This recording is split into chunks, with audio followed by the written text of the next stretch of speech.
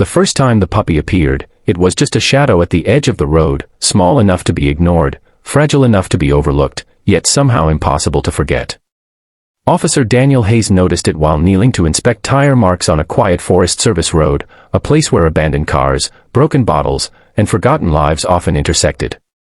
The puppy stood there, dirt clinging to its tiny paws, ears too large for its head, eyes locked on Daniel with a stare that felt heavier than it should have. Before Daniel could react, the puppy took a step closer, then another, as if drawn by something deeper than curiosity.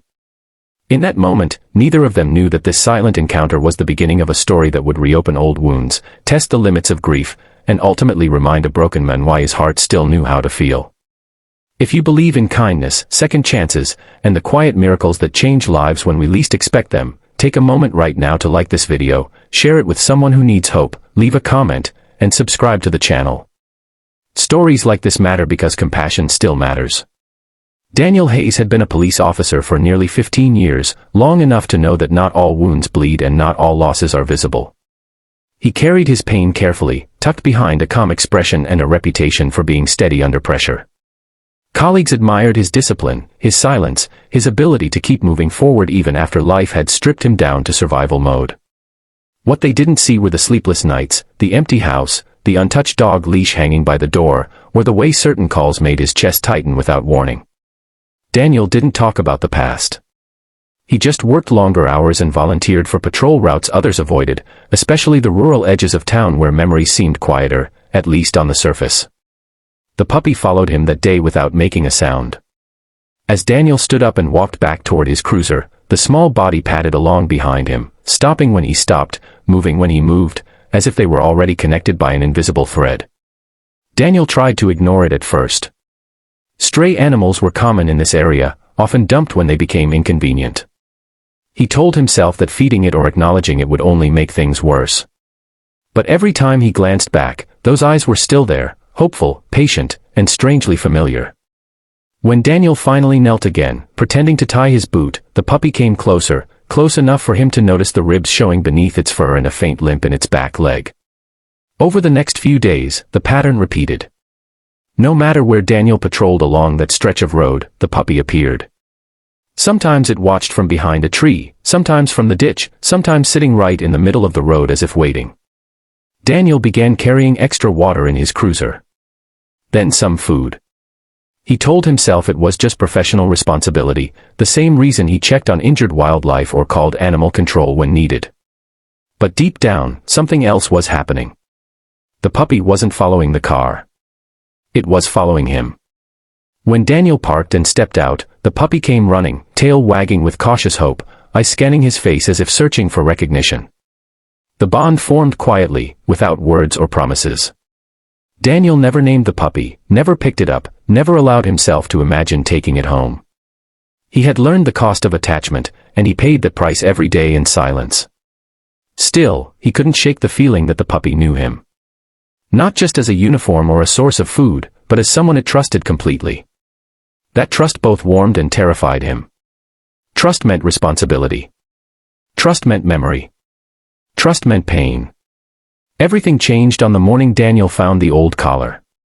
It was half buried near the tree line, weathered and cracked, with a faded tag that barely held together. The puppy sat beside it, paw resting on the leather, looking up at Daniel with an intensity that stopped him cold.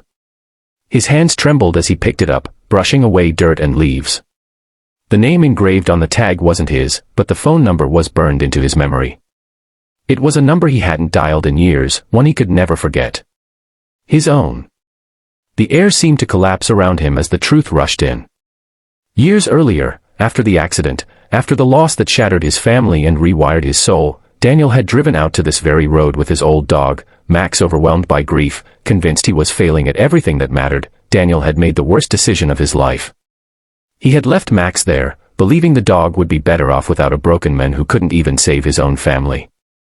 He had driven away, hands shaking, heart screaming, telling himself lies about survival and strength. He never came back. He never allowed himself to look for Max. He buried that memory so deep it almost disappeared. Almost. The puppy wasn't random. It wasn't a coincidence. It was Max's puppy, born somewhere out here, surviving against all odds, carrying the echo of loyalty that never died. The puppy had followed Daniel because somewhere in its blood was the memory of a man who once loved fiercely, even if fear had driven him away. Daniel sank to his knees, the weight of years crashing down at once. His breath hitched, his vision blurred, and for the first time since the accident, since the funeral, since the empty nights, he broke down completely. The road, the trees, the silence bore witness as grief finally found its voice. The puppy didn't flinch. It stepped closer, pressing its small body against Daniel's shaking chest, offering comfort without understanding the full story, only knowing that this was where it belonged. In that moment, something shifted. The guilt didn't disappear, and the past didn't rewrite itself, but the future cracked open just enough to let light through. Daniel realized that forgiveness doesn't always come from others. Sometimes it comes from life itself, offering a chance to do better, to love again, to stay when staying matters most. From that day on, Daniel stopped pretending. He contacted animal services, not to surrender the puppy, but to ensure its health. He learned about its injuries, its resilience, its quiet strength. He took time off work, something he hadn't done in years. He brought the puppy home, slowly, carefully, letting both of them adjust to a new reality. The house that once echoed with loss began to change. The leash came off the hook. The food bowl found its place. The silence softened. Healing wasn't instant. Daniel still had bad nights. The puppy, whom he finally named Chance, still startled at loud noises and limped when tired. But together, they learned how to move forward. Chance followed Daniel everywhere, not out of fear, but out of choice. And Daniel learned that love doesn't erase pain, but it gives it meaning.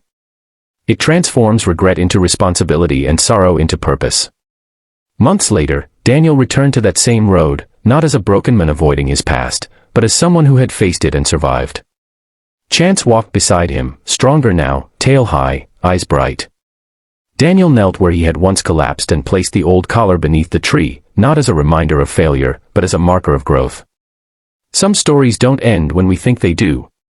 Some wait patiently, like a small puppy on a quiet road, for us to be ready to understand them. If this story touched your heart, if it reminded you of love lost, love found, or love given a second chance, please take a moment to like this video, share it with someone who needs comfort, and subscribe for more stories that speak to the soul. And before this video ends, leave a comment below sharing your thoughts or a moment in your life when forgiveness changed everything.